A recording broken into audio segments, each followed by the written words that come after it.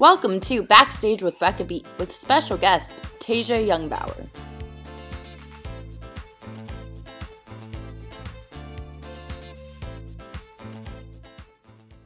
Hi everyone, and welcome to this episode of Backstage with Becca. On this episode, this Pepperdine University graduate has performed in shows on the Norwegian cruise line at Universal Studios Japan and has recently made her Broadway debut in Moulin Rouge, where she is swinging in understudies Satine, Arabia, and La Chocolat. Please welcome Tasia Jungbauer. How are you doing? Good. Oh. Good. How are you? Doing good. Good. My dad's office today because it's so nice. I love the artwork. Yeah, my internet went out in my house, so oh no, we had our people cut the cable wire, so that was fun. Okay, innovative solutions. You got an office. It's great. I was like, Dad, I'm coming to work with you. It's take your daughter to work day. That's fun. I'm in my living room, so. Ooh, I like the wall. Thank you. This is a quarantine project. So yeah. Ooh, very interesting. So speaking of that, this past year, 2 years, almost 3 years actually, maybe. I don't know, time is weird, has been crazy.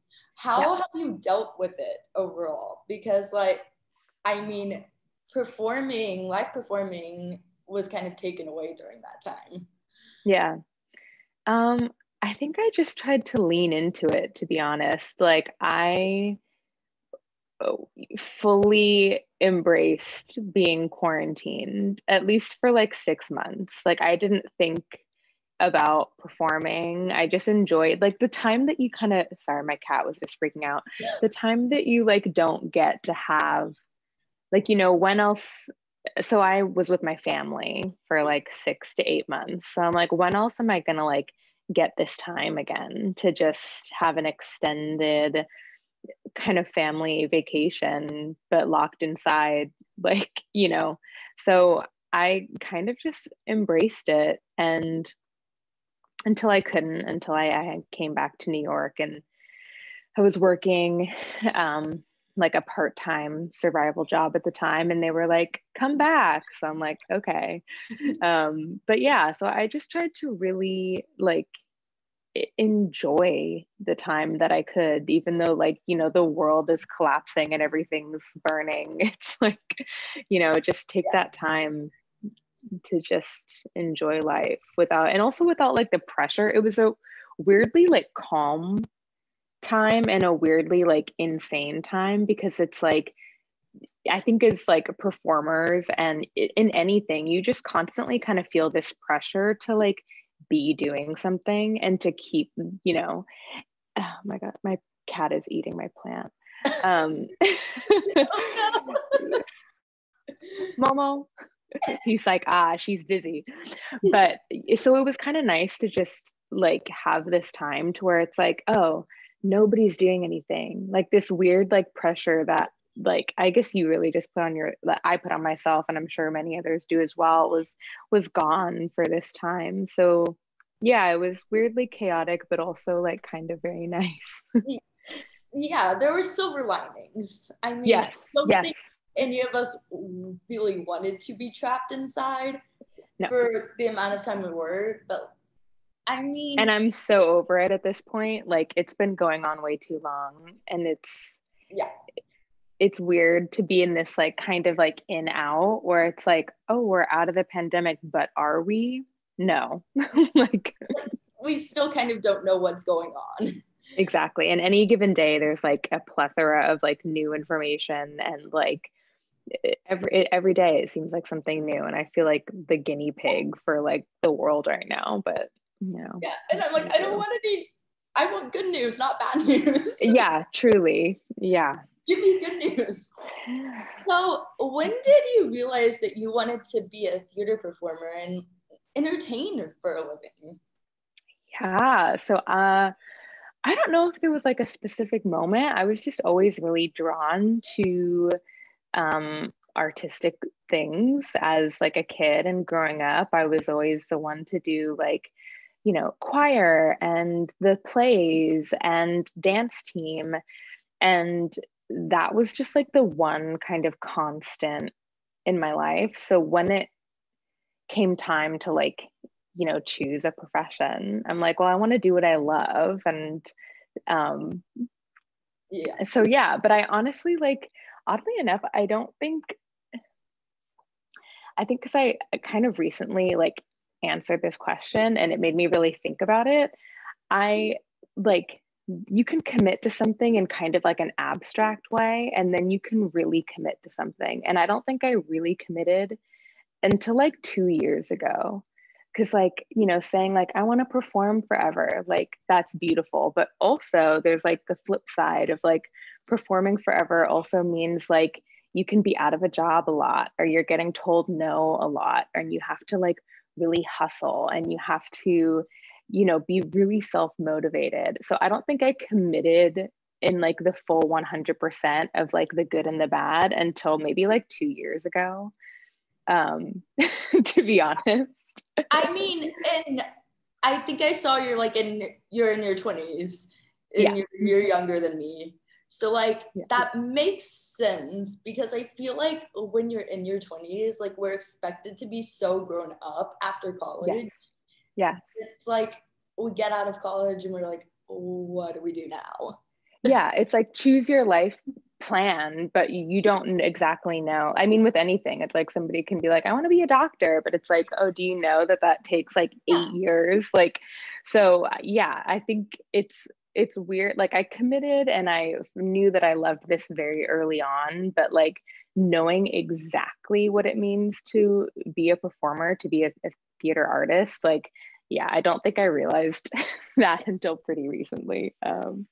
Recently is in like 2 years, but and it's so different. And I'm sure that you've realized a lot more about performing in the past like year too. Yeah, I always tell people I learned more by just like doing theater and just like actively like being in life than I did in school. It's like, they can tell you, like, I mean, I loved my school experience. I wouldn't trade it for the world, but like, they kind of teach you like these abstract thoughts, or like how to act and like, things like that. But like, as far as like real world experience goes, like that's invaluable. And like, nobody can really teach you that. It's a very like something you just have to live and learn.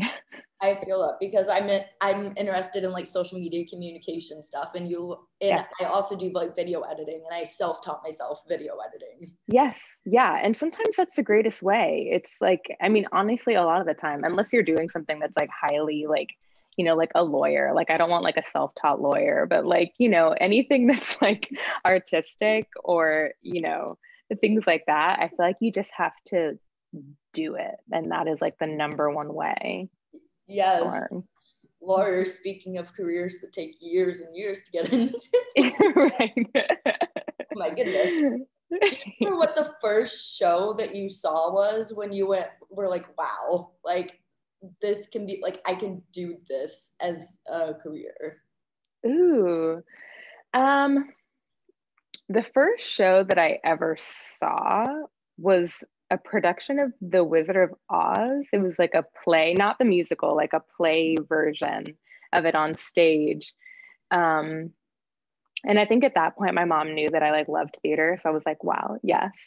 I don't know if there was a specific show, but when I grew up in Washington, close to Olympia, and there was a small theater there, and they used to do a Christmas play every year called Stardust or Starlight. I feel bad that I can't remember, but every year it was like the same like idea and like same characters, but they would change it like just a little bit every year. Like it would be a slightly different plot or like have slightly different music. So it was like consistent but different. And so we would go see this like every year, starting when I was like maybe 13 years old. And I think that's when I started to get a real like idea of like what like live theater could be. Also, because it was like the same actors. It was just like local people who like were, just did it like really for like the love of it. because I knew they were not like, that was not like paying their rent or anything like that. Like they just did it because it was so fun and so enjoyable. And I think that was a really like magical experience, seeing that show every year.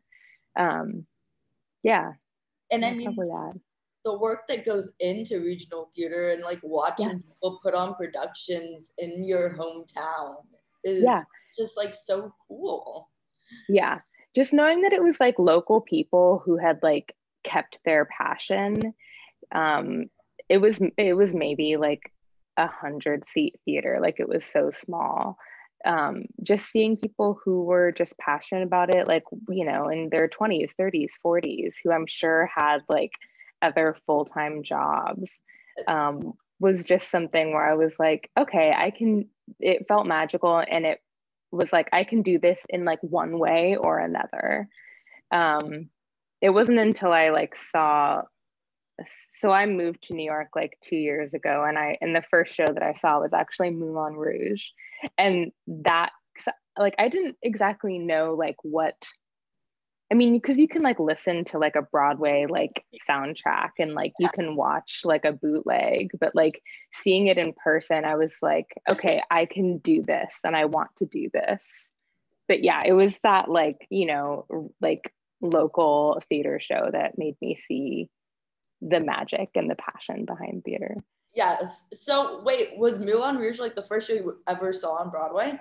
Yeah. That is, did you have any idea at the time that you were gonna like audition for it, or no? No? So I moved to New York in October 2019. And my roommate, my friend at the time, Katie, her dad was in town and was like, let's go see Moulin Rouge. And I was like, okay, like those tickets are so expensive. Like if you're going to pay, like, yes. Yeah. So we went to go see it. I had no idea. I didn't even have like an agent at the time. Like I was just freshly moving, like, you know, no idea, and saw the show. And I don't remember saying this, but my friend's dad said that I said this, that when we left the theater, to my friend, I was like, we could do this. Like, so cocky, but also like, you know, yeah. So yeah, and then I auditioned for the show like a year and a half later. But I knew that it was something, obviously I was very interested in being a part of it. So yeah. Like from the get-go, you're like, okay, this from show the jump. Yeah. I was like, this is the kind of show that I would love to do. That's really cool, because I don't think that I've talked to anyone who's like, my first Broadway show that I saw was the first Broadway show that I've done. Yeah. I saw shows after that, but that was the first one, and just totally by like happenstance. Like it wasn't like I was in it and I was like, oh, watch the show. Like, you know, I was just going to see, because I love Moulin Rouge, and then I love Karen Olivo and Aaron Tveit. So I was like, yeah, I just want to see what the show is all about. So you knew the movie previously? Yes. Yeah. Okay. I'm a huge Nicole Kidman fan, so I've seen the movie quite a few times. Same. I was actually introduced to the movie like not too long ago, like maybe 2015. Really? I've been obsessed since. Yeah, I saw it when I was like young, like when I was like, I had to be like 12 or 13 or something like that, and like the Baz Luhrmann like way, I think, was a little like out of my like realm at that time. Like I was really not into it at that point, because I was just like, what's happening? Like this is so weird. And then I watched it again when I was in college, and I was like, oh, I love this. Like I love this. Then you kind of get it. You kind of like get the weird. Yes. It like it all makes sense. It's unique. Yes, it's unique. It's not like any like it. I don't know. Baz Luhrmann just has this very like specific style that is unlike anybody else, and it's such a joy to watch. Moulin Rouge is, it's so unique. I love it. Very unique, very weird, and it's like once weird in all different ways. Once you've watched it, you're obsessed. Yeah. And the performances, like Nicole Kidman, whatever that other guy's name is, they just like locked into the weirdness and like with it, and it's And the editing is perfect too. It goes with the weirdness. It's like, it feels just chaotic enough when it needs to. Like the scene where you're like in the club and they're just like going from like shot to shot and like close up to close up of people. It's like, it feels like what it would be like if you're ever in like a club at night and you're just like, I don't know, maybe like a or something, like that's just what it feels like in retrospect, just like people's close-up faces and like things like happening in like a blur. Like he just nailed it. Maybe that's why I don't like the club, or don't need the club experience in real life, because I don't like going to clubs. But like I feel like maybe that movie is like my, like I can sit at home on my couch and pretend like I'm at the club. Go out. I have Moulin Rouge the movie. Like, you're not wrong. Yes. So I'm gonna get back into Moulin Rouge, but you studied at Pepperdine University. Why did you choose to go there? And what was your most valuable takeaway from going there? So when choosing schools, I wasn't like, I don't know, I wasn't really smart. Like people are really smart now about choosing like where they audition for and where they go. I was really not. I think I just had like location in mind more than anything. And so it was between Pepperdine and like Vassar. And I kind of just applied to so many schools and just was like seeing what stuck. And I was like, oh, they have a theater program. Like that was my like baseline. So I thought Pepperdine was closer to Washington. So I decided to go there. But also I didn't audition for the theater program before. I don't know why, like I just assumed, and this has honestly carried me through life, having like a childlike view about things sometimes works out great, because I just assumed that once I got there that they would let me into the theater program, which they why not?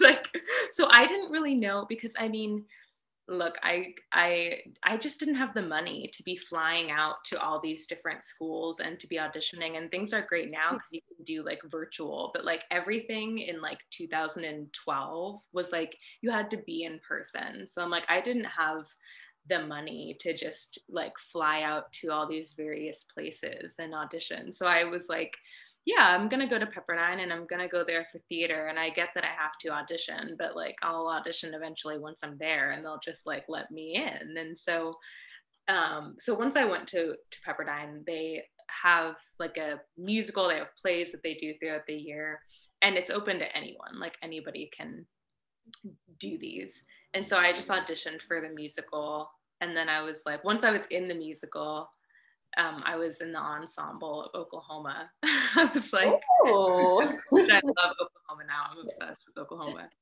But I was like, I want to be in the theater program. And they were like, okay, yeah, I mean, you're in the musical, so like, you did a good job. And I was like, okay, great. I mean, you were kind of like in there from getting in the musical. Yeah, so like, that was more or less I actually don't think, I didn't end up auditioning. I auditioned for the music department because those are like, they have two separate programs. It's like theater and music. But for the theater program, me just being in the musical like was my audition essentially. My most valuable takeaway. I learned a lot from Pepperdine, but I think in retrospect, my number one takeaway is to not let people put you in a box, and to be very like centered and aligned with like who you are as an artist. And yeah, I don't know, because I think like I love Pepperdine, but when I left that school, I felt like I did not know what to do, and I felt like nobody was guiding me, and I felt like the guidance that I was getting was like disappointing. Like I just remember going to like, having a school like I don't know, we had these like sessions, or they would come in and like kind of tell you how to be out in the real world. And I remember, you know, multiple people would be like, think of friends and put yourself as one of the friends. And if you're not one of the friends, then you need to figure out which one you are. And I'm like, that is so dated. I'm like, I'm sorry, like Friends had no Black people. There was no diversity in Friends. So you're telling me that if I'm not like a Phoebe, Rachel, or the other one, that I'm not gonna work? Like, so it's super, I feel like, dangerous to tell people. Yes. It's so, exactly. And so then, you know, there was like we got like our headshots done, and it would be like, oh, like, you know, what like kind of type am I? Like, and I remember the headshot photographer being like, I see you playing like a lot of like cop roles or maybe like attorney roles. And I'm like, okay, that's great, but I'm 21. Like, yeah, wait a sec. So it just, like, looking back, it made me, and it took a while, but I had to really like learn who I am, and also like see spaces for me where they're not yet available, and like learn how to fight for that. Yeah. It sounds like, in a way, like that instruction kind of like would make a person more self-conscious about, which is like mind-boggling to me. Yeah. Tell a college student who's already going through it because they're like stuck between like their teenage years and adult years. They're like, I still feel like a teenager, but I'm an adult. They're putting these very like a lot of pressure on like young performers, and that's like my number one advice to people is to like, there's no pressure. There's that you can take the time that you need. And like one of the number one things I also used to hear was like, if you love anything else, do that, because this is so hard that, you know, XYZ. And it's like, that's a terrible idea. Like, you can have other passions. You can be a well-rounded like human being and pursue theater. Like, yeah. So I don't know. It's like learning like reverse lessons, like things that happened and then make you think like kind of like, what the fuck? And then you learn the lesson once you've like, you know, flushed out whatever that advice was. And you're like, but I love theater and I love performing. So like. Right. And also like, you know, a lot of people are like multi-talented, and you know, I know theater performers who also dabble in real estate or like flipping houses, or also like, you know, they're multi-talented, they're singers, they're dancers, they're directors, they're writers. You know, nobody is like pigeonholed to be like one thing and to do that forever, especially in this day and age. Like, I don't know what they call it, like the hyphenate era, where like people just are many things. And so, right. Yeah, I don't know. I do love Pepperdine, and I did learn a lot about like how to be in a show, like how to be in like a professional type show. They do an amazing job at that with their productions. I also learned how to like, they have everyone who is on scholarship has to essentially like work in the theater, building the sets and doing the costumes and or doing like lighting. And so I feel very like well-rounded in that aspect. Like if I wanted to like go out and like create something, I would kind of have like at least like a rough idea of everything that was needed to like operate. Yeah, Pepperdine does a very great job at that and teaching you like the basics and the foundations of theater. And I was gonna it's not echoing. I was gonna say I was echoing. Oh. I was gonna say it's not a bad location either. Oh no, it's stunning. It's beautiful. I miss. So it's in Malibu, so I miss Malibu all the time. Nothing like New York. New York. Actually, I get to go back to that part of California twice this year for some wedding. I'm so excited. So excited. Yes, I get the beach. Yeah. And the warmer weather, maybe. It's in like April and June, so it'll definitely be. So yes, warm weather. Like 9 degrees today. I'm very much looking forward to it. Yes, I saw everyone posting like -9 degrees. Like, I haven't left my apartment today. So. I was like, would not step outside. Until I have to.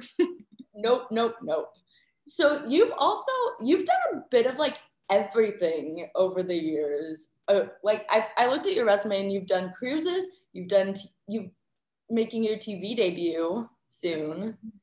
So what you've performed in 2 shows on the Norwegian cruise line. Mm-hmm. What is the best thing about getting to do what you love while on a cruise? Yeah, so I loved my time. I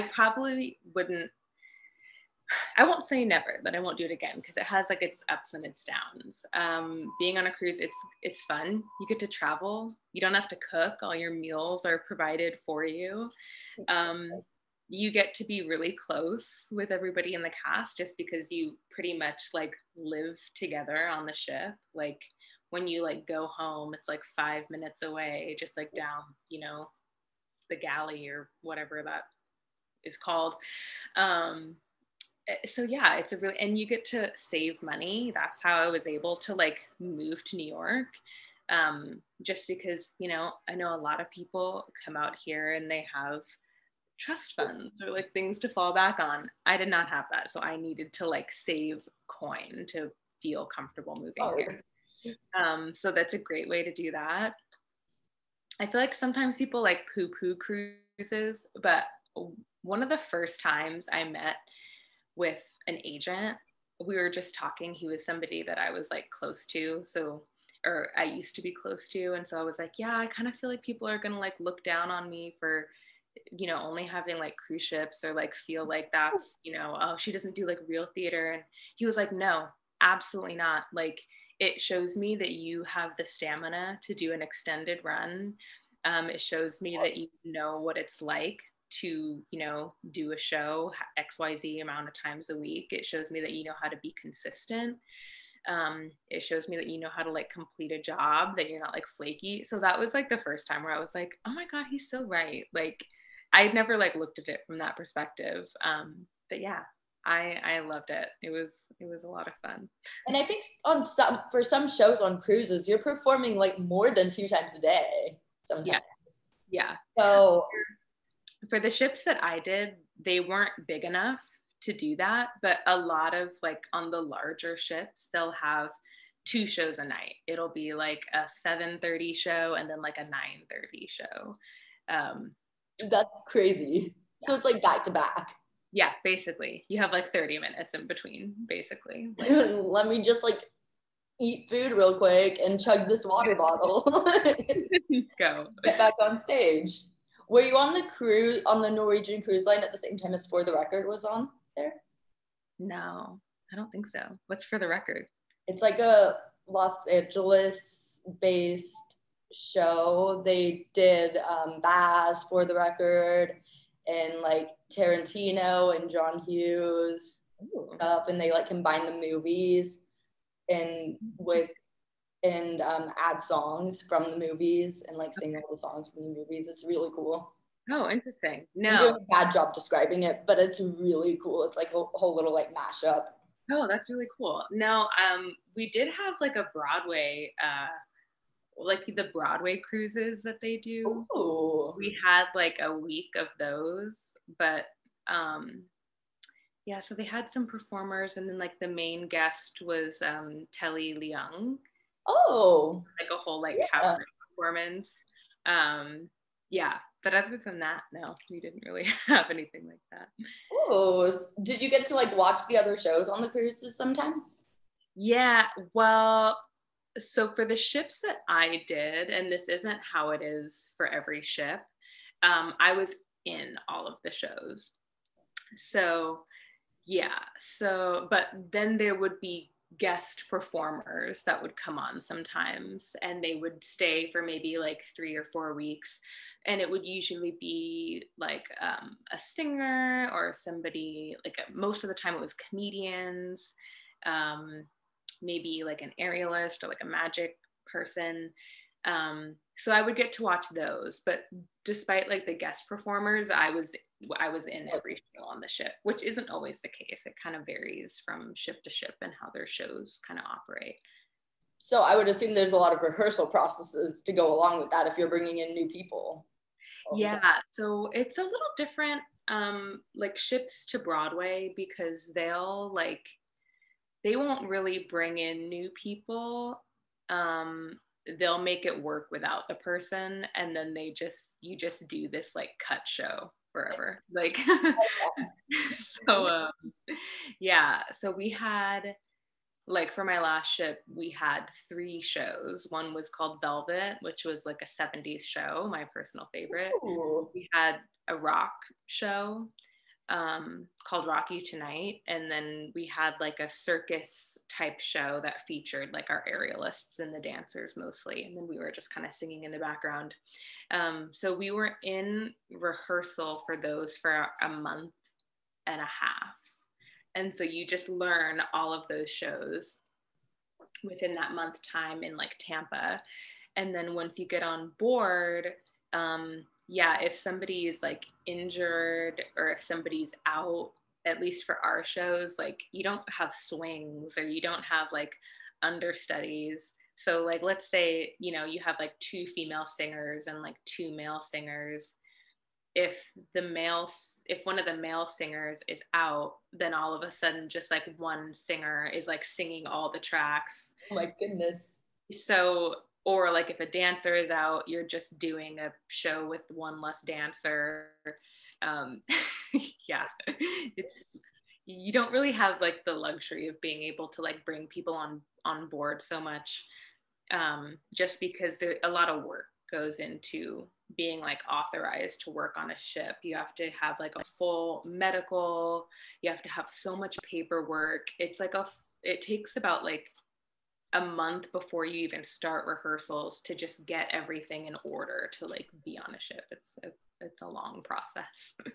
It's just like, we're gonna make it work. However, if there's a difficulty behind the scenes, it's gonna, like, the production team is like, we're gonna figure this out. It's fine.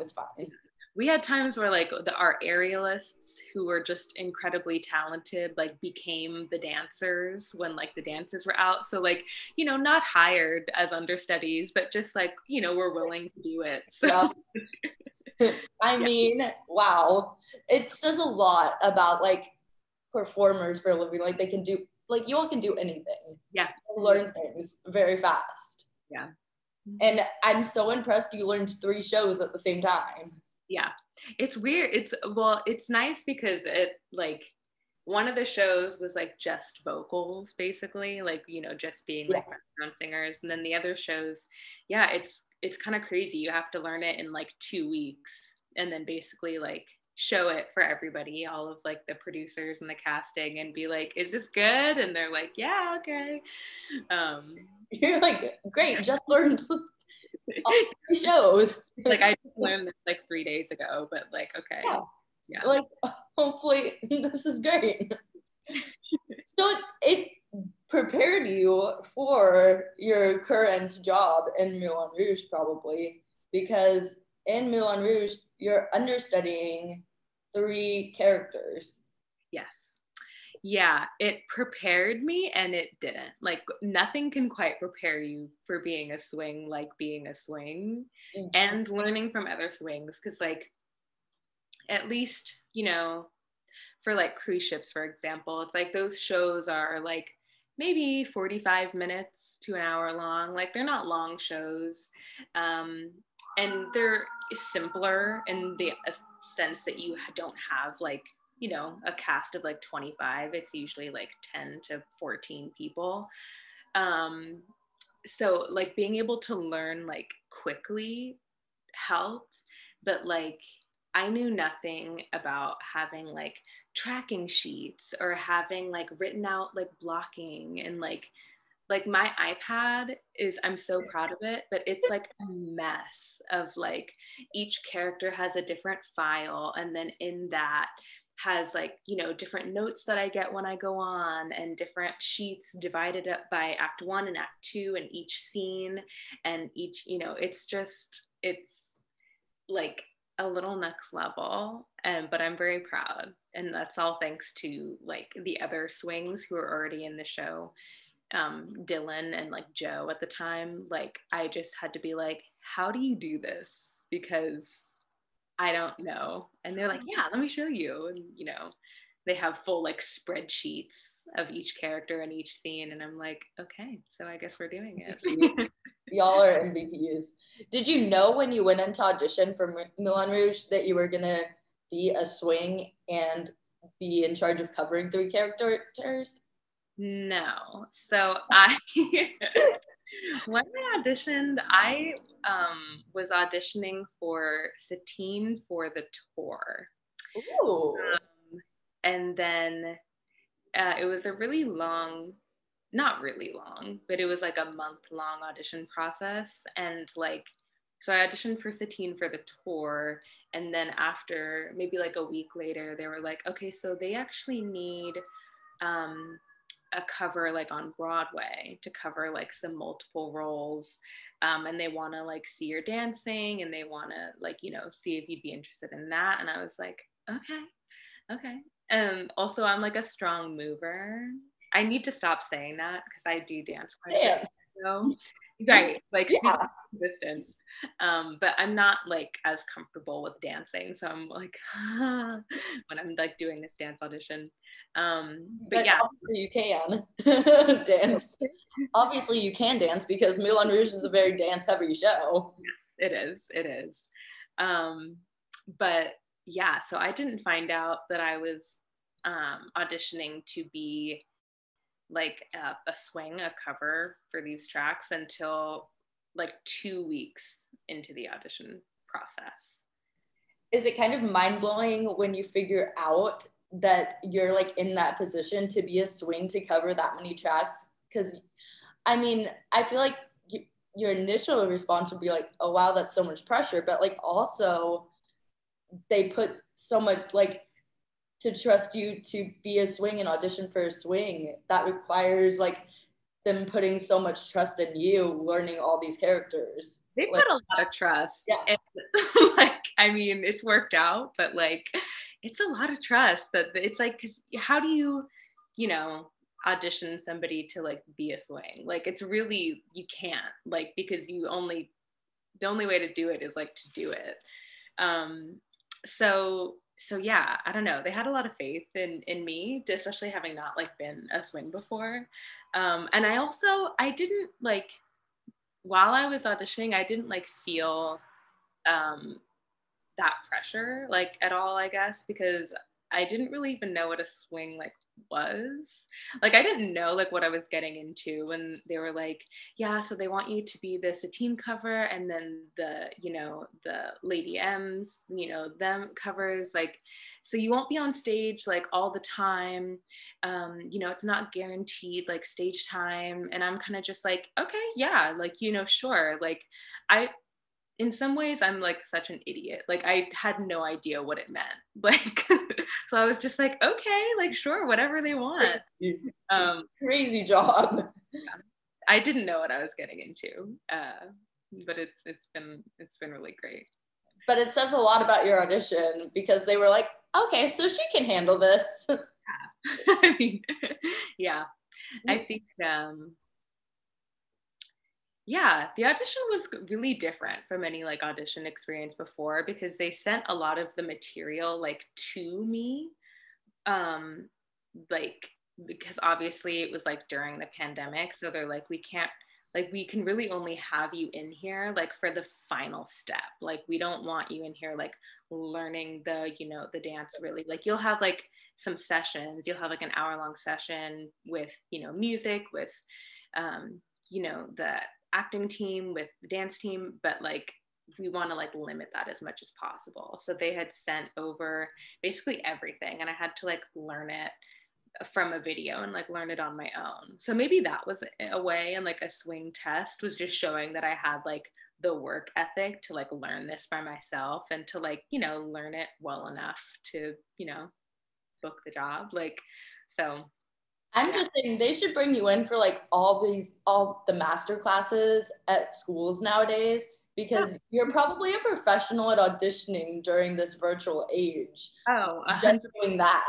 Yeah, I mean, I auditioned, I think, almost more during the pandemic than before. Like, I did a lot of open calls, and I was kind of like, just right before the pandemic. I had an agent like a few months before, but we were kind of just starting to get into like audition season when the pandemic started. So I had like a handful. I was kind of on a roll. But then during the pandemic, oh my gosh, I auditioned for so much stuff virtually. Like, oh my, yeah, the self-tapes. Masterclass on self-tapes at this point. I loved watching everyone's like self-tapes on like social media. I was like, oh, so this is what auditioning is like for everyone. I would not be good at it. I kind of love it. It's like a weird skill in itself. But I'm also like, I can be a bit of like a perfectionist. So being able to like do something like over and over and over and over again until you feel like it's totally right is like, I'm like, yay, great. Also, just the free time, because like, you know, they'll say like it's due in like a week, and it's like, okay, so I can do this then. Whereas like, you know, doing like an in-person audition, it's like, okay, it's at this time on this day, I have to like move this around, or like I have to block this off. Like, I'm a big fan of. Got to be in the right mindset too. Yeah, exactly. And like, also if something like shitty happens, like on the way to the audition, like, I don't know, you're like walking through Times Square and it's like a fucking nightmare, and like, you know, or on the train, like somebody's just, you know, acting weird. Like, it's just, there's so many things that like can take you out of that headspace. So yeah, I love self-tape. Some people don't, but I'm obsessed. I'll do it forever. I mean, and you have a nice little background there. I don't know if you use that, but I don't, but I could. I've never thought about it. I mean, it's very pretty. So during the rehearsal process, how do you do like character breakdowns? How do you work on making roles your own during the rehearsal process for these roles? Yeah, so our like team is really great in the sense that they're like, you're not going to learn everything at once, so we want you to focus on this first, and then, you know, they like kind of tell us what they want us to like focus on. And so like first I was learning LeShock, the first Lady M that I cover, and then I started learning Satine, and then just now I learned Arabia. And I don't know, I think just a lot of like watching, like I watch the show like all the time and watching all the rehearsals, and like seeing the choices that people make, and then, you know, being like inspired by that, or thinking like, I don't know, it's almost like a great place to be in, being able to just watch something so much and be like, okay, but what if it was like this? And like, you know, then like just having this outside perspective is really valuable a lot of the time, because it just gives you a lot of time to like think about the characters and to think about the choices you can make, or you know, I think, and it's also weird as a swing because like you want to make the same choices or have like the same kind of like idea behind it, so the show isn't like so jarringly different when you're on. Like the idea should be that you go in and people feel like it's this more or less the same show. But so also like just working within those bounds, like seeing like, okay, so this has to happen, but maybe I can do it like this. I don't know. You have a lot of time to just watch and to think and to kind of get creative. So yeah, it's kind of fun. Also like being a swing, you know, knowing that you'll only go on like every now and then, like if you're doing the same show every night, you can get like really locked into making like the same choice every night. But not doing the show all the time, I think it's easier to think of like new choices, and to almost like not having that repetition is almost, it's like a blessing and a curse in some sort of ways. So, and you like find the sweet spot between being like between filling in the spot needed in the show and not being a carbon copy of the person who, or of people who have performed prior in that track. Yeah, it's great because they create like a nice like outline and like a baseline structure, but then having like the freedom to see what you can do with that, and how you can like bring yourself and your own ideas about the characters into that is do you kind of bring, you mentioned like the childlike energy earlier, do you kind of bring that into these tracks at all, like youthful energy? Yeah, I think so. I think especially with a show like Moulin Rouge, where I think like the main thing that you want from it is like this sense of like fun and kind of like craziness. Yeah, I try to bring like a childlike and fun and like a curiosity to things, or like an exploration. Yeah, I think I bring What's your favorite costume in the show? Because I've seen the show twice now. I saw it in October of this past year, and then October of 2019. Yeah, 2019. And it is stunning. It's a spectacle of a show, and it has to do with like the costumes, the lighting, it's a combination, and the dancing. So, favorite costume in the show? Ooh, okay. I think, sorry, I'm like going through like my picture of like every costume in the show. So I'll say like my favorite costume that like I get to wear, and then like my favorite costume that like other people get to wear. My favorite costume out of the characters that I play is definitely the Satine Green Fairy costume. It's the most beautiful thing I think I've seen in my entire life. And it's a shame that it's on stage for like 30 seconds. And she's like darting around the stage the whole time. Like, I feel like there should just be a moment where she stands and she's like, can we hear it for the dress and the back of the dress? Like, she just needs a moment to show off that costume, because it is seriously one of the most beautiful things I've seen in my life. And it's so fun. Like, who doesn't want to be like a green fairy? Just like, yes. I love that idea. Just like do like a little like runway show in between that. Yes. Like, we're just gonna pause the show and just show off her costume, because I mean, it's truly artwork. Designer is amazing. Yeah. And I think my favorite like set of costumes is the like show within the show costumes that everybody wears, where like, you know, we have Keely with like a snake and like a flower headdress, and everybody has like these poofy shoulders and everything looks like watercolor. I think my favorite costume out of that is actually Ziedler's, Danny's. Like, his like watercolor like coloring and like the structured shoulders, it's just so beautiful. Like, again, that's a moment where I feel like everybody, there just needs to be like a fashion show in the middle, just so everybody can like really see the details in those. Yeah, I mean, these costumes are going to be in museums someday, like the Broadway Museum someday. So they should be. They deserve all the spotlight. They do. And it's just things that you can see like close up, where I'm like, wow, the colors in this, or the way that this, like, I'm like, where do y'all get this fabric? Like, it's just, yeah, it's next level gorgeous. Speaking of Danny, do you ever have a hard time? Because I didn't see him the first time I saw the show, but I saw him in October on. Do you ever have a hard time keeping a straight face while watching him on stage or being on stage with him?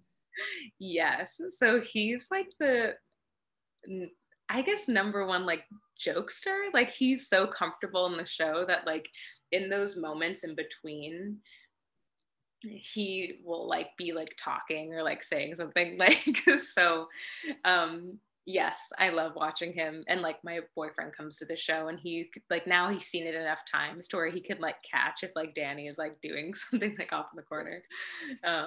So yeah, he's great to watch, but also, yeah, he's like, so I went on for Arabia, and the first time I went on for Arabia, I like, right before that, he like, in between like our intermission, he was like, you're doing such a great job, and I was like, oh my gosh, thank you. And then during the next act, like maybe 10 minutes later, I like knock over all of these like cups that are on stage. And after that, he's like, yeah, you're doing a real great job. I'm like, okay. Like,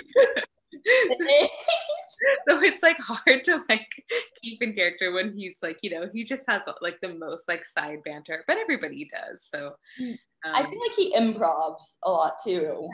Yeah. I think that's what, I mean, that's something that I like love to see, when you can kind of like improv like within a character. And I think that there are like those lines built in for him where it allows for improv, and every night he's just trying like new things. Like he'll try saying things in like new ways with like kind of like vastly different intentions, just to kind of see how it plays and see what happens. Like he's a great example of somebody with like a childlike curiosity about things, because I think he just likes to like test things out and see, like he'll, you know, say a line and then he'll be like, oh, no laugh tonight, or he'll try it and he'll be like, that was the one, like, you know, something out. Well, when I was at the show in October, because he cracked himself up like mid him being on stage, he like cracked himself up, and I was like, It's really fun to watch. Improv. Love that.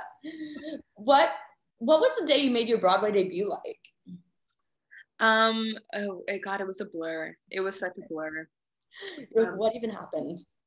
Truly, I have a lot of like friends fly in, and like friends, you know, that I have here in New York come, and so the day was kind of spent with them and like preparing, and then during the show it was such a blur. It was like I was not focused on any one thing. I was like so in my head. I think that's something that like I try to do now. Like I know when I'm like having a good show is when I can like actually like look at the audience and like, but that was not happening like for my debut. Like it was all just went to the white space, like where am I, what's happening, and then it was over, and it felt like the quickest 2.5 hours of my life. And I literally like went up to my friends and my boyfriend, and I was like, did I do things up there? Did something happen? And they're like, yeah, you did it. I'm like, oh my God. You're like, how did I even get inside the theater? Yeah. Like, how did I, you know, put my costume on? Like, it's just, yeah. Did I wear the right costume? What happened? Right. Words come out of my mouth. It just, yeah. I wish I was more present for it, but it was a blur, and I don't think I could have been. I mean, I think that tells you that you were present for it in a way, that it was a blur, because you were like, oh my God, this is happening. Yeah. So why should theater fans come see Moulin Rouge on Broadway? Oh my gosh, because it's a spectacle. Like it's one of the most beautiful, extravagant shows that you'll ever have the chance of seeing. Between the moment you walk in, it's like the set, the costumes, the lighting, like everything is just so like aligned and perfect and extravagant and spectacular. Like it's like a good time show. Like it's a show that when I went, it was like me and my roommate were like getting drinks. Like, yeah, it's just a fun night to have. But yeah, theater fans, it's like the most extravagant show that you'll probably ever see. So yeah, if you're looking for a spectacle, then that's it for sure. Yes. And I'm so glad, because recently swings and understudies have been getting a lot of appreciation. What, in your opinion, what makes swings and understudies MVPs of these Broadway shows? Oh, because I mean, you just have to be on and ready, and like having so many things in your brain at one time and being prepared to do any of them at any given moment. And you have to be like really, really brave. Like, I mean, thankfully I have had like adequate rehearsal time for the most part for my tracks. But there are some people, like we have a swing who he calculated that he has had technically like 12 days in the theater, and he's debuted 4 tracks. Like he's just going, like, and that requires like bravery and courage to just get up there and do something that like you've never done before in front of like 1,200 people. And like, okay, so yeah, I think that's kind of what makes Swings and Undercities the MVPs, is their courage, their bravery, and their willingness to do a lot of work for like sometimes not a lot of payoff. Like you have to do a lot of work, and you know, you're not the person that's always on every night, and you're not the person who, you know, like when people are coming to your show or you have people in town and it's like, I don't know if I'm going to be on, like, you know, you have to do all of the work, if not more, but you don't always kind of get like the glory from it. So it's also an ego check, like, you know, but I mean, you have to find find confidence, which is like the hardest thing to do, like find self-confidence. Yeah, finding self-confidence, knowing that, you know, the work that you're putting in is valuable and worth it. And also like finding confidence on stage when you don't always get to build that. Like you're not doing it every night. You're not, you know, maybe as familiar, or don't have that like muscle memory. So building up the confidence to like go out there and give like a damn good performance, like no matter what. I feel like I've learned more in this, you know, 4 months being a swing than I have like in the past like 10 years, no joke. So, and I'm sure it's also so gratifying when like people like talk about like the person who's not normally playing the role, who did such a good job playing the role that you don't even know that you like are like, why isn't this person the lead too? Like what? I love that. I love like, I mean, whenever somebody is going on for like the first time for a new role, if I'm not also on, I'm like back there watching, because it's just so exciting to me seeing, one, somebody's like new take on the role, and two, like, because everybody shines, like everybody is doing it and they're succeeding, and so it's like just watching somebody like nail it is just so wonderful, and getting to show their talents and their take and, you know, the work that they've put in. It's so exciting. And I can't leave this question out before I move on from Moulin Rouge. What's the hardest dance number in the show, but also the funnest dance number in the show? Definitely the opening. So for Le Choc and for Satine, I don't do that much dancing. If I'm going on as Arabia, it's a different story. So she does the opening, and it's so hard. It feels like a hit class, like, but you have to sing through it, like stamina. Because you know, she does the opening bit, and then she runs off stage, and she has the quickest quick change I've ever been a part of, and then she has to run back on stage and do the can, and then she runs back off stage, gets out of that quick change back into her original costume, and then after all of this has to come back on stage and just like just has to like stand there for a second and like look engaged, but like literally it's like I just did my cardio workout for the day. It feels like I just like ran like 15 miles. So yeah, that's the hardest. But it's also, I mean, it's just so much fun, because it's the moment where like the Moulin Rouge is the Moulin Rouge, like where it's like, this is what it would be like. This is, you know, you have can dancers, and they would be, you know, and doing Sonia's choreography, like, you know, just the way that she's imagined the Moulin Rouge is so fun, and like kind of like raw and sexy in this kind of very like forward this way that isn't like, you know, there's like sexy moments, but then also it's like hips forward and like kind of things that you wouldn't traditionally like think are, I don't know. I'm in the movie. yeah but yeah, so that's definitely the hardest but the funnest number to do. It must be even more cool, like as a fan of the movie, to be a part of the world on stage. Yeah, Also, it's a great way to start off the show because it's kind of like the hardest thing is like, at least for me, is like out the gate. And it's also like, you know, if you weren't in the headspace before, you'll be in the headspace because it's so intense. Like there's no way to not be in it. I'm awake now. Yeah. Oh yeah. It's like, oh, if I was feeling tired, I'm awake and I'm ready to do the rest of this, 2 hours. So yes. What's your dream show to be in? Ooh, I have a few. I think Hadestown is actually my dream show to be in. Yes. And Hamilton. That's something that I want to really do at one point. But Hadestown is like my favorite musical. Yeah. And I would love to be a swing for that show. I would love to, be Eurydice and yes.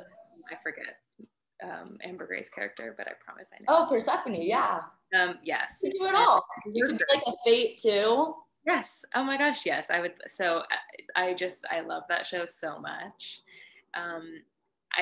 I think it's so unique, and the way that it's, because you're taking this like, story that we more or less know of Orpheus and Eurydice and adding this like folk element to it and this, these characters and like giving like life to these kind of like Greek mythology creatures that are so like abstract and weird, but giving them like personality and their own like ways of being in this world. Yeah, I remember I listened to that soundtrack all the way through and I was just sobbing by the end of it. Like, and then I saw it. It was, I think, like the second or third show that I saw when I moved to New York. And I was just like, this is everything that I wanted and more. And then you see it and the soundtrack becomes even better. Yes. Like, it's even better. And one of my favorite parts about seeing shows live is like finding like a new song that you're like in love with that you just maybe didn't connect with on like the recording. But then you see it live and it all of a sudden like clicks and makes sense and it's like your new favorite part of the show. Like, so yeah, it's a beautiful show and I'd love to be a part of it. I feel like those songs in the second act, like If It's True and How Long, are those kind of songs in Hadestown for me. Yeah.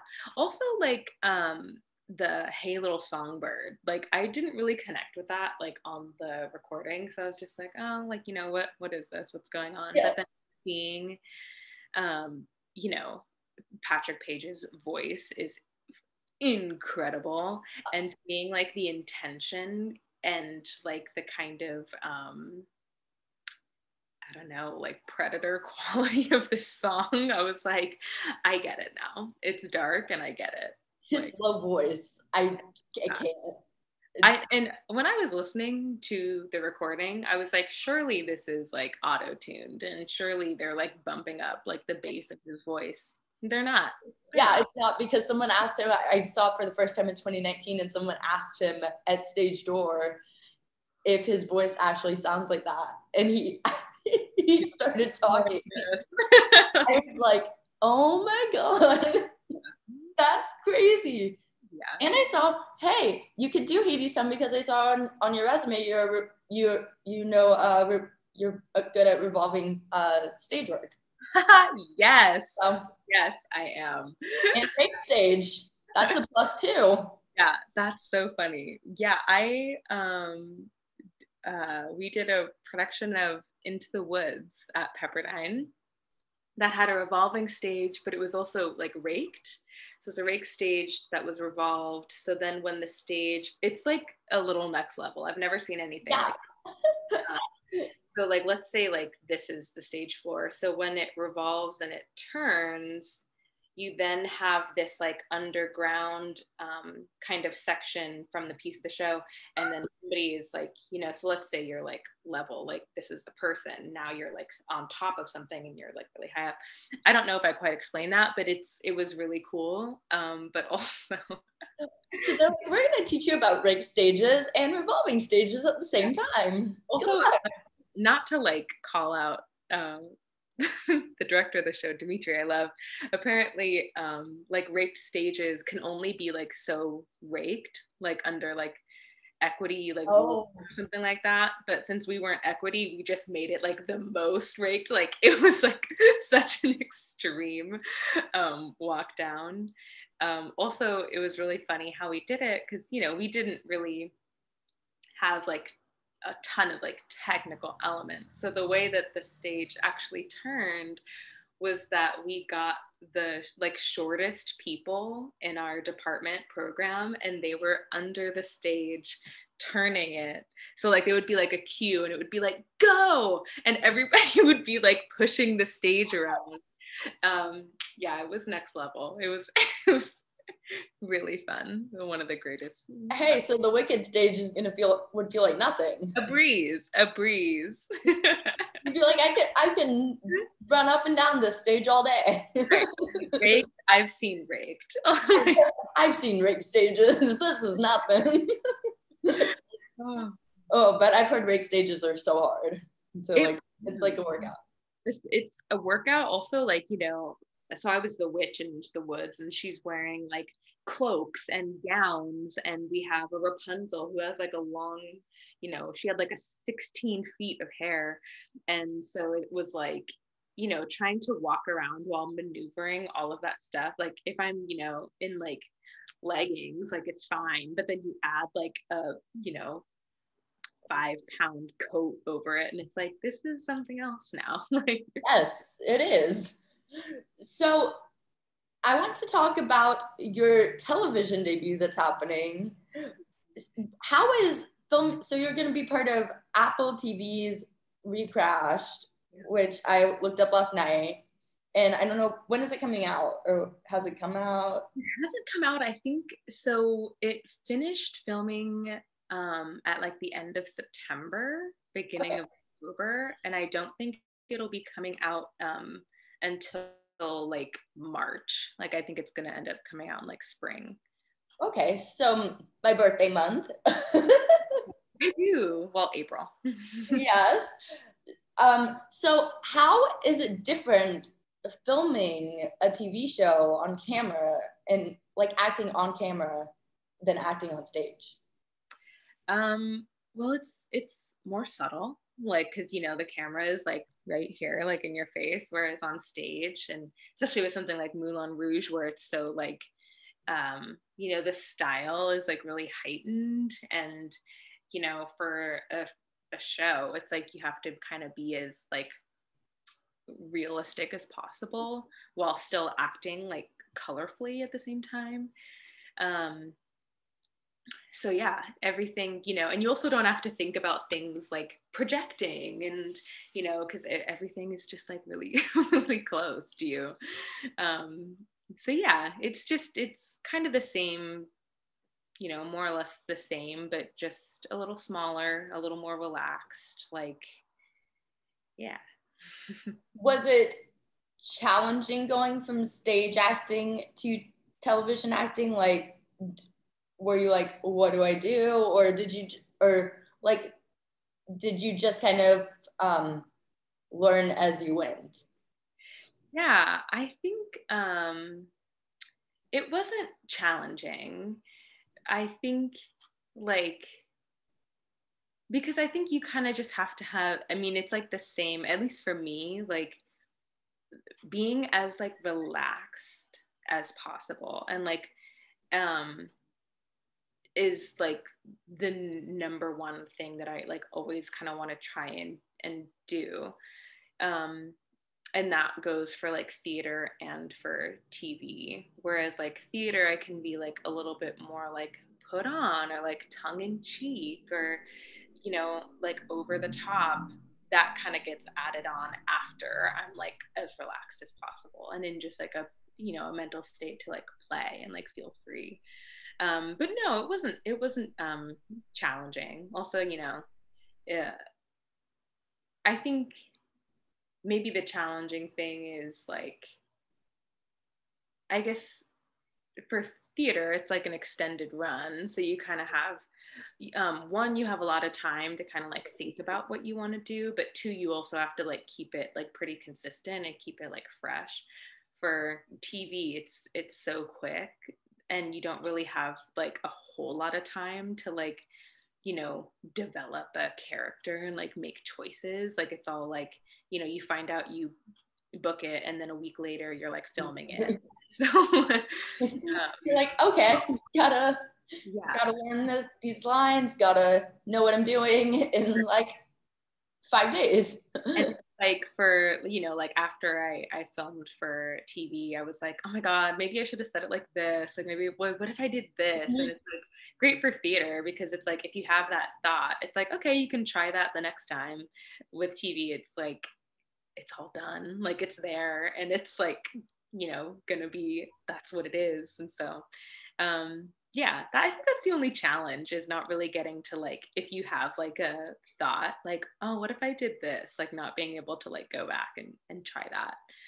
And you don't have the audience like energy to work off of. Exactly. Yeah. It's just, when you're filming something for TV, it's like you, the other actors, and then everybody else who's on like the technical elements, like lighting and sound. Like, so you have to like rely on your own instincts and thoughts a lot. Whereas like theater, it's like, oh, you get instant feedback, whether something is like working or not. I was going to say maybe the people behind the scenes are sometimes the audience on TV shows in a way, but I mean, yes, but no. Like, yes, but they're more reserved probably because they're doing like holding the boom mic or something. It's such like a well-run machine and like a business where it's like, okay, do this, do this, do this, and everybody is just like so like locked into a piece of this moving puzzle. It's yeah, and they get stuff done quick. Yeah, I mean, that's also the thing, is you have to film like a lot and you have to get it done quick, and it's like so efficient. And everybody's kind of running around like with, like chickens with their heads cut off, but knowing exactly what they need to do. And yeah, it's kind of crazy. So earlier I said that you could teach a master class to like students. Yeah. What advice would you give to students who are currently in school in this virtual world? It's kind of like virtual, it's kind of hybrid world right now. Yeah. What advice would you give to these students in college or auditioning who just got out of college? Yeah.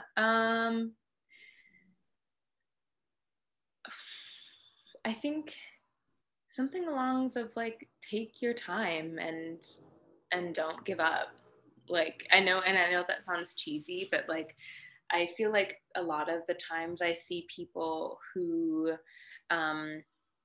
want to pursue theater and they start comparing what they're doing to other people, and it gets so overwhelming that they don't, do anything.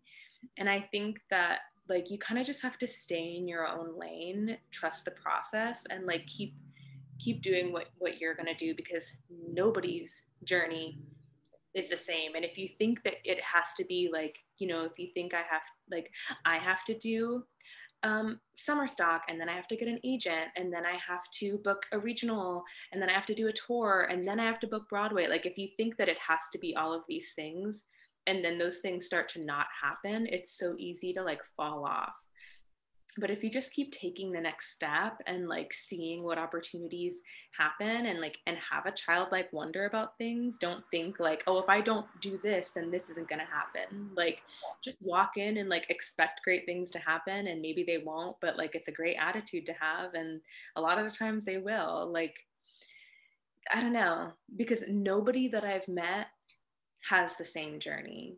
Everybody, like, especially for shows like now, like where they're looking for performers who don't always like fit the mold, or they're looking for these kind of like unicorn performers who are like experts in what they do. Like, everybody kind of has like these weirder journeys now, where it's like, oh, I did this, and then I met this person, and this happened. So I think just staying really open and not being like beholden to how it has to go, and taking your time. I feel like a lot of people like think like, oh my gosh, if I haven't like made my like Broadway debut by like 23, like it's not gonna happen. And it's like, no, like, no. like even 29, you're so young. So like, right. I'm 28 and I feel like I'm like 17. Yes, like yeah. I feel like in this like day and age, like, you know, people think that like early 20s is like old and that you should have it figured out, and that's not true. And you don't have to stop, and you don't have to give up just because something hasn't happened by this certain amount of time. So yeah, just keep taking the next steps and know that everybody's journey is different, and you know, just do the next thing, even if it's not like the grand big thing. Create for yourself. I don't know, all that good stuff. Childlike wonder, I love that. It's so important for people to have. Like, I feel like in this day and age, we grow up too fast. Yeah. Be an idiot for a little bit. Like, ignorance is sometimes bliss. Like, I was talking to a friend about this. Ignorance is literally bliss sometimes, because if you walk in not like, you know, not thinking all of like, you know, or not knowing, you can have this like great like wonder about things. Like, yeah, I'm gonna move to New York and I'm gonna be on Broadway, and people will be like, are you? And then you're like, I don't know, maybe. And then it happened. Like, I don't know. I also think that's just like a great manifest. Yes, I'm like such a big manifester, and I think like having a childlike wonder and having not being like fearful about life and about things, and that can just be a great way to manifest some great things into your life. Well, I'm gonna manifest coming to see you when you're playing Eurydice, Persephone, all the fates in Hades Town, and I'll be there. So where can people follow you on social media to keep up with what you're doing? Yeah, mostly Instagram, just at Tasia Jungbauer. I have like TikTok and Twitter. I'm gonna be honest, I'm not the best at social media. I'm trying to be better this year. That was like one of my New Year's goals. Yeah, follow me on Instagram is the best way. Perfect, and I'll put it in the lower thirds and in the description of the video. So before I wrap up, do you have anything that you've been working on that you'd want to promote that I didn't address, whether it's singing related or not? Yeah, I'm going to be singing at a cabaret called At This Performance on January 24th at the Green Room 42, I'm pretty sure. Yeah. So it's a concert that's all like swings and understudies doing a number from their show and then a number of their choice. So yeah, that's on January 24th, I think at 8 p.m. I'm not sure you can get tickets. So maybe I should, I'll post that on my Instagram at some point. Okay, if you can get tickets, if I find a link where you can get tickets, I'll put the link in the description. Oh, great.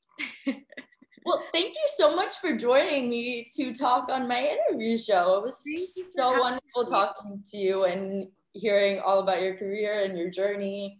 And I can't wait to watch your career keep going up and you keep succeeding in everything. Well, thank you so much. It was so good to talk to you, and thank you for having me. Of course. Thanks for watching this episode of Backstage with Becca B.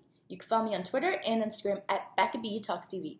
Or for more exclusive content from this interview and more, you can follow me on Facebook and Instagram at Backstage with Becca B. Make sure to subscribe to my channel and like this video. Or if you're listening on Apple Podcasts, go ahead and give me a 5-star rating. Thanks for tuning in, and I'll see you guys next time. Bye!